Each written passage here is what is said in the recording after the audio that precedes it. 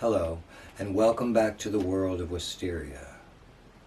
Tonight, I will be reading chapter 32, and this will be presented in two parts. I tried to get it into one video, but it ran just a tad bit long, so this will be broken into two rather short sessions.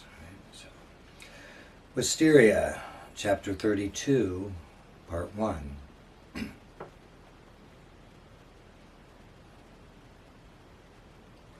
Even before his chamber in the castle had fully materialized around him, Will knew he wasn't alone. But he dropped his guard as quickly as he'd raised it, for the vibration was familiar and welcome, and very close. He crossed the room and looked out onto the balcony, where he saw Jeremy, his back to him, staring at the falls. "Hello," said Will. "Have you been here long?"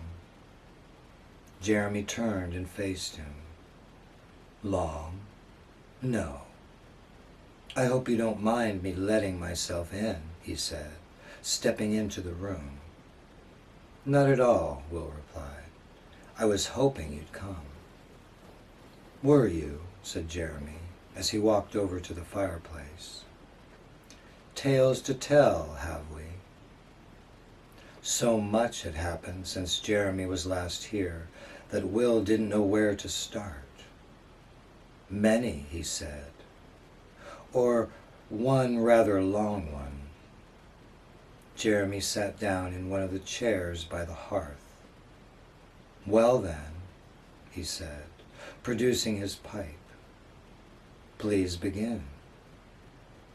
Taking a seat in front of him, Will stared at the pipe, an artifact he now assumed, as Jeremy filled the bowl with tobacco.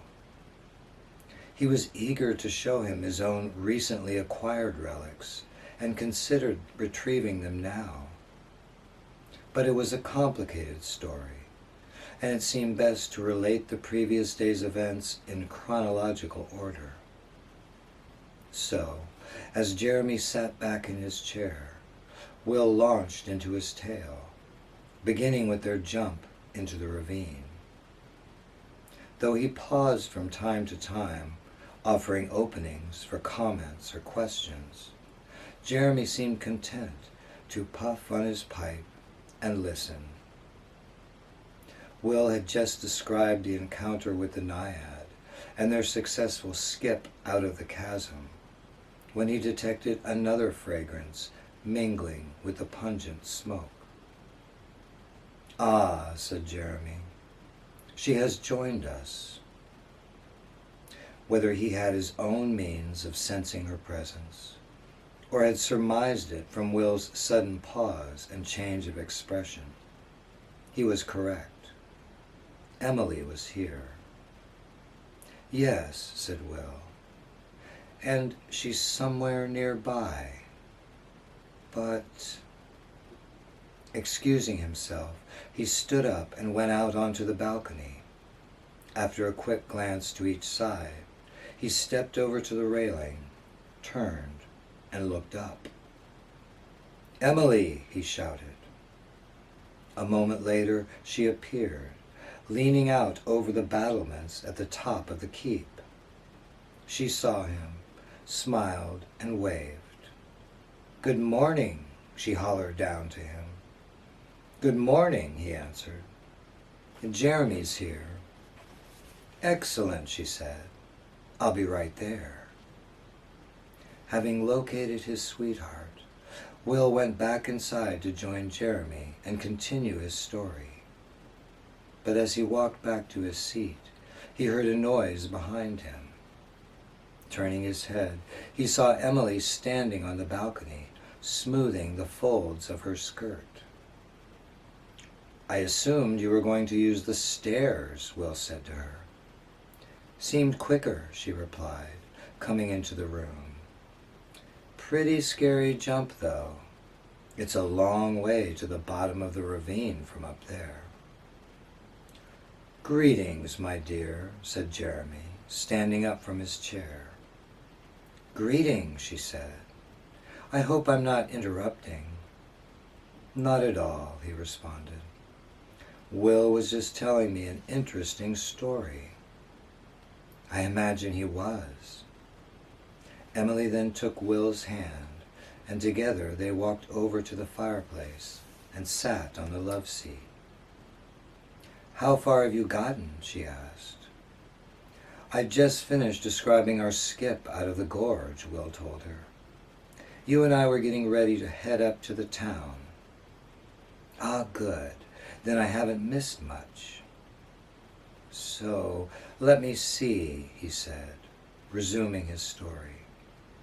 "We were on our way to the square when we ran into the blonde woman, Iris, and she told us—" "Iris?" Jeremy broke in. "Yes," he replied. "Iris, not Eris. The names are quite similar." "That's where the similarity ends," Jeremy murmured. "You know her?" asked Will.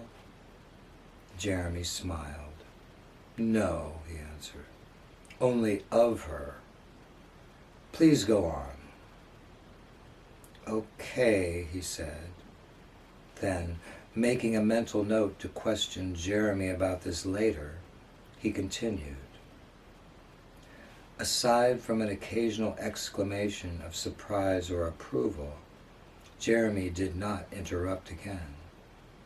He listened, staring into the dormant hearth, or watching the smoke from his pipe drift through the air above him.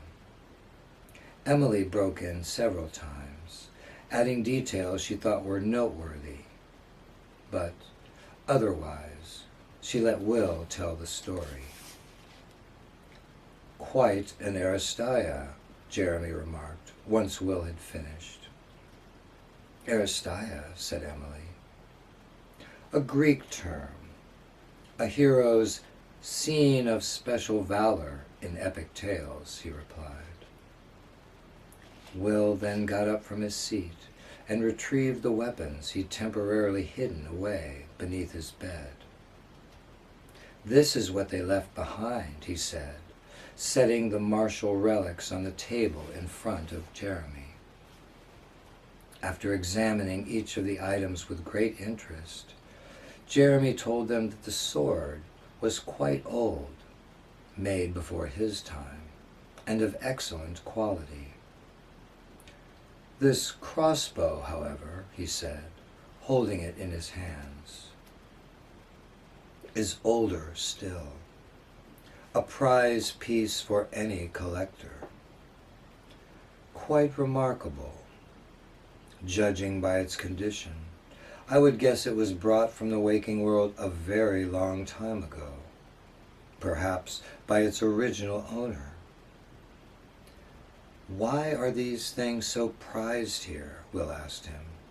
"I mean, artifacts in general. Is it just the nostalgia, the same attraction people in the waking world have for antiques?"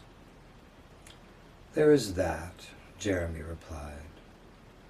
"Here, however, these relics provide a tangible connection to another world rather than another time, though their age may make them more desirable, depending on the piece and the collector.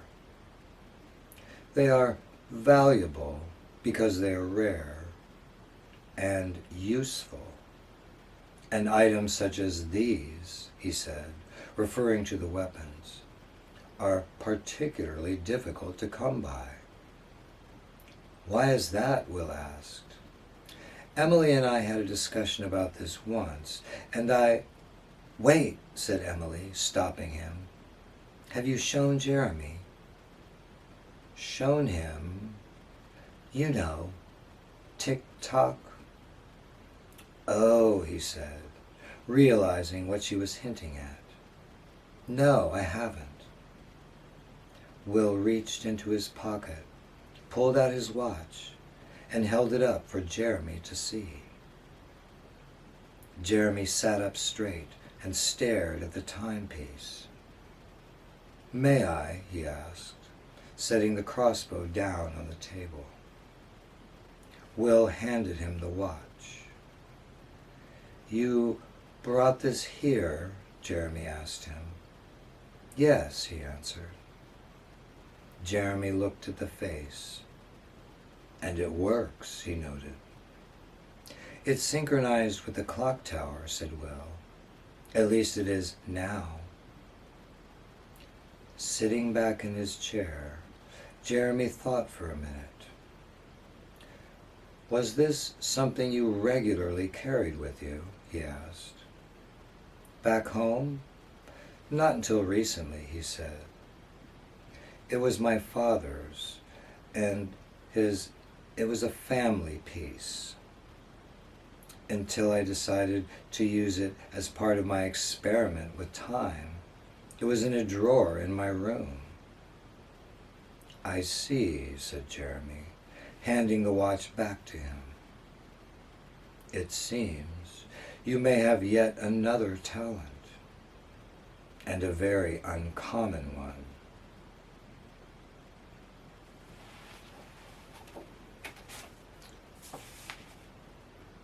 And that concludes part 1, and we will return immediately with part 2.